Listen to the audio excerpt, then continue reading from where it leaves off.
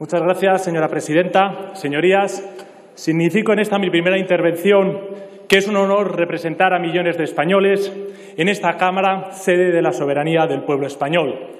Pido a Dios que nos ayude a todos.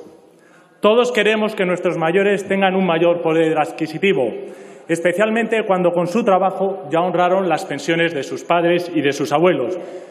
Pero la cuestión no es si se está a favor o en contra de subir las pensiones. El problema es la propia viabilidad del sistema público de pensiones, del que poco se ha hablado hoy.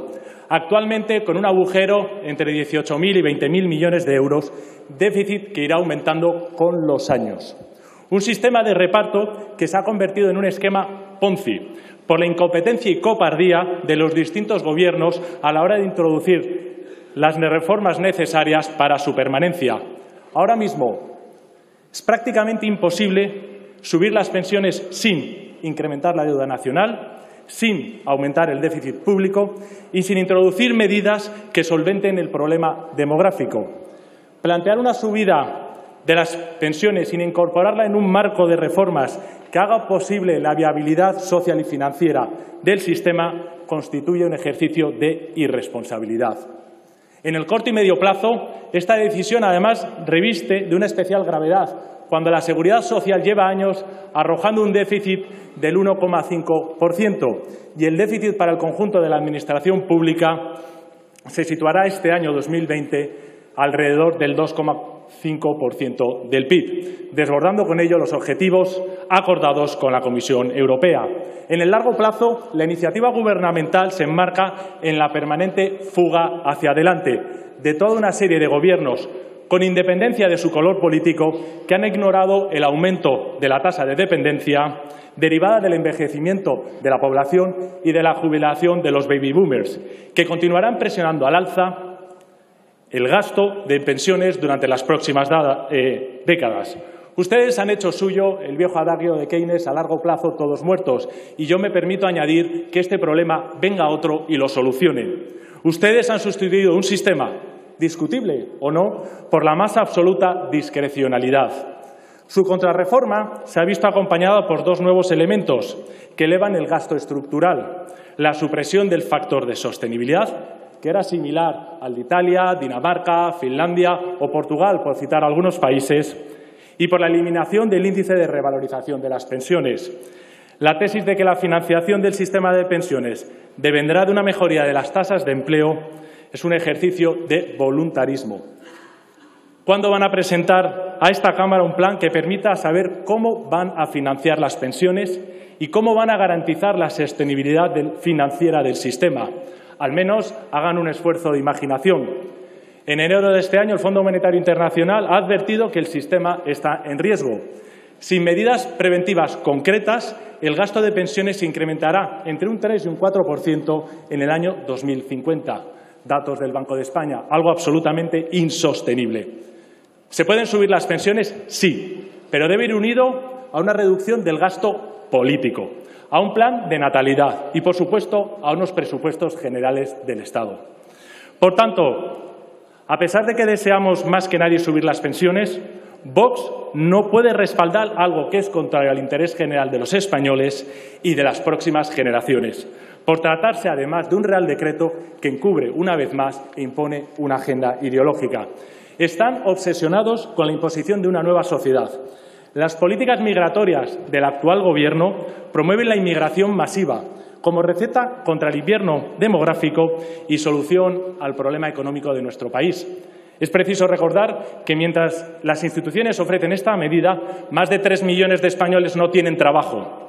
Todos los partidos del espectro parlamentario, excepto Vox, han creado un mito: que los inmigrantes que llegan a España, legal o ilegalmente, vienen a salvarnos las pensiones.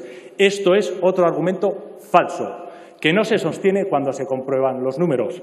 A pesar de esta certeza, el ministro Escrivá es un firme defensor de la inmigración masiva, cuyo objetivo es paliar, según sus tesis, la escasez de mano de obra con trabajadores extranjeros. Lleva años asegurando que España necesita 10 millones de inmigrantes.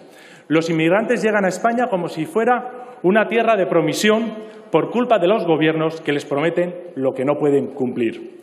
En este contexto, la atribución a la inmigración de un papel de salvadora del sistema de pensiones es de una enorme frivolidad. Esto supone un desconocimiento supino de los problemas económicos y de integración presentes ya en muchas partes de España y de Europa, que una inmigración masiva supondría. Por ello, presentaremos en la legislatura iniciativas para ordenar la inmigración en base a las necesidades reales de nuestra economía y priorizar la que comparte nuestras raíces, nuestras costumbres y nuestros valores, principalmente la hispanoamericana. En este Real Decreto nos presentan otro martillazo de la ideología de género. Las diferencias en la retribución de las pensiones que nos han presentado en casos de violencia intrafamiliar buscan una vez más dividir a los españoles. No podemos aceptar que la equiparación solo ocurra cuando existe una violencia de género, hombre a mujer, y se discrimine cuando es mujer a hombre, mujer a mujer o hombre a hombre. Por lo que esa equiparación en la práctica crea un agravio comparativo entre huérfanos. Sí, señorías, entre huérfanos. ¿Qué culpa tienen los huérfanos?